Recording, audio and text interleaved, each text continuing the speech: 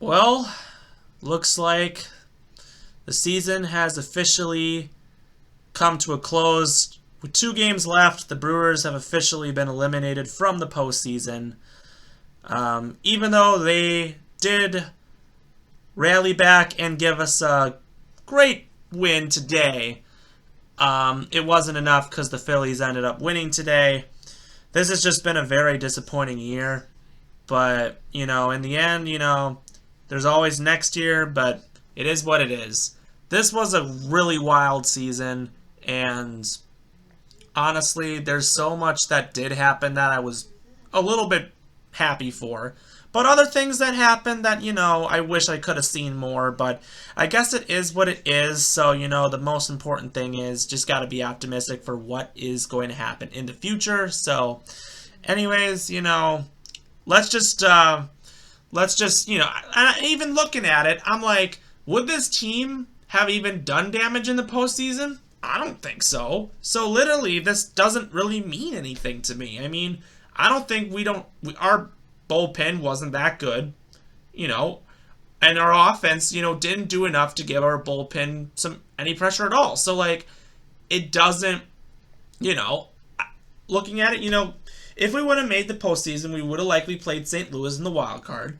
But looking at it, it's like, I think we could have done some stuff, but going up against a team like the Braves or the Dodgers or the Padres or anyone like that, like, those two teams are just so dominant. And I said this when we traded all these people at the trade deadline. I was disappointed because I was like, I think they just knew they weren't going anywhere. And from the looks of it, I want to see more. So, I really don't know what else to think, but there's a lot to get to in this little episode. So, of course, let's get to the action. Right about now, the Funk Soul Brother. Check it out now, the Funk Soul Brother. Right about now, the Funk Soul Brother. Check it out now, the Funk Soul Brother. Right about now, the Funk Soul Brother. Check it out now, the Funk Soul Brother. Right about now, the Funk Soul Brother. Right about now, about now, about now, about now. What is poppin', y'all? It is your man, Cowboy Bales. Welcome to another episode of Wisco Sports. Unfortunately, the Brewers, of course, missed out on the playoffs. After making the playoffs for 4 straight seasons, the Brewers unfortunately missed out finally. This was a season that we had so many high hopes for. After starting with a 32-18 record, which was one of the best records to start off the season, they collapsed in June, and they just could not regain their composure. They had some hot moments, they got some great moments, but overall, it just wasn't enough. Another reason why we lost is because several times we couldn't beat the teams that we dominated last year. The Pirates and the Cubs and the Diamondbacks all still struggled, and we couldn't even beat teams like that. And that was a huge reason compared last year to this year. We just could not win the games that were winnable. Our bullpen wasn't as strong as it was last year, and we had lots of injuries in the first half of the season that really did, make our way, onto what, happened. So, looking back at this season, I think, we have a long way to go. A lot of people are going to be mad with the owner. That's definitely anything you can absolutely say. Looking at it, I wouldn't be surprised if David Stearns would leave. I'm assuming he's going to be the new Mets manager. I'm pretty positive that will happen. It was really weird because I was at the game against the Mets, and I'm just sitting there like, well, this feels really weird knowing that this is the transition, but I'm like, okay, it is what it is. But the good thing is we gotta love what we have for what we got. We got 2 studs in Corbin Burnes and Brandon Woodruff that both played great. I mean, Burnes in the second half of the season, he had a couple rough patches, but I mean, he still played great this year, and Woodruff played also great this year. So, we got those 2 studs still around for another year. We got Willy Adames. He had the best season out of anybody offensively, despite I mean, he was barely hitting over 200, but he was dominant. He led the team in RBI. I think, well, pretty much by the time he led the team in RBIs this year. He ended up breaking Robin Yount's record for most home runs by a shortstop, which is great to see. That's obviously what you want to see from Adames, but he's obviously a great player, and honestly, having Adames, Woodruff, and Burns all be free agents by the end of that season is just going to be really tough. So, honestly, don't know what to really think about that. Tellez, on the other hand, even though he was barely hitting over 200, he led the team in home runs this year. Dude was just a powerhouse.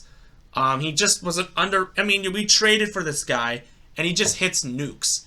I mean, he's a very guy. He's a guy you can depend on. I mean, he's a very likable guy, and I'm glad that we were able to keep him around, He's great. I'm happy about it. So looking at it, and then Christian Yelich, on the other hand, he may have not had, the last 2 seasons were disappointing. However, he did adapt to his new role and was able to do pretty decent. Now, his numbers were, scoring RBIs and home runs were a little similar to last year's. He did hit more home runs this year. I think he did hit one tonight, so I think that's 14. But, compared to the 9 that he only hit last year. But, he is now the leadoff hitter, which does change a lot of things. So, you just gotta get great credit on that. Renfroe, that was a great trade. He's been a great addition to this crew. And his defense got a little off slack, but he was a great addition, and I'm happy we were able to get him. And a lot of it is crazy that we had to get rid of. The things that we had to do were, we had to cut Kane. That was tough news. Kane was just playing terrible, and we had to cut him. That was a signing that we had to do. Hader had his struggling moments. He was really struggling for a long time, and then we decided that, knowing that he was going to become a free agent in the future, we knew that we had to trade him. It was the most unfortunate thing that we had to do, but I guess it worked out. We got some people back, so a couple prospects that look like they're going to be maybe some great guys, but you never know what's going to happen. Looking at it, the free agents that we had this year, so of course, and Devin Williams, also another guy in the bullpen. He ended up really doing well in the closer role, I guess you can say. I mean, I give him full credit. He did the best that he could. But looking at it, our free agents this year are Andrew McCutchen, Omar Narvaez, Jace Peterson, Brad Boxberger, Tyler Rogers, Trevor Rosenthal, and Luis Perdomo are expected to be free agents. Colton Wong is the big name free agent. He obviously has an option deal, so if he obviously decides to take the option, he can come back. I likely see him not, but the big, obviously, signing that they really could go for is Colton Wong. If they want to bring him back, I would go for this. That's the only one I would really go for out of everybody. Jace Peterson, of course, I would bring back too. He's not really worth much money, so of course you can bring him back. He's a great ball player. But you never know what's going to happen. If I were the Brewers, I'd actually go for a big name, a very underrated catcher. That's what I would do in free agency. But gotta let go of everything. But yeah, it's going to be interesting to see what they do in free agency. But it's going to be a long winter. But we'll see what happens. But let's just focus on what they did. Yelich come to his role. Adames, Renfroe, and Tellez obviously did some great things. Obviously, a lot of disappointing players. McCutchen really started the first half of the season really being disappointing. Then he started playing on a little bit. Urias, we were really hoping for a great year out of him. He hasn't done much.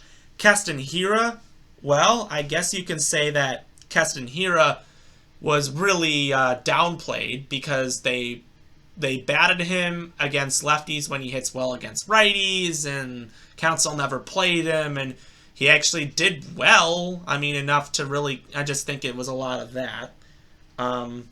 Catchers did okay. Not going to really sit there and say much about that. Tyrone Taylor was also disappointing this year. I really wanted to see more out of him, but I'm really excited to see how Garrett Mitchell does. He really did great. I mean, he actually was hitting over 300 for a little bit, so that's a plus. That's really what I think is important. And most importantly, we have a lot of prospects. Sal Frelick, Joey Weimer, and also Estoya Ruiz. Gosser is the guy I was talking about in the Hader trade this relief pitcher that I think is great. Ethan Small is a guy that we hopefully will get to see a lot of next year.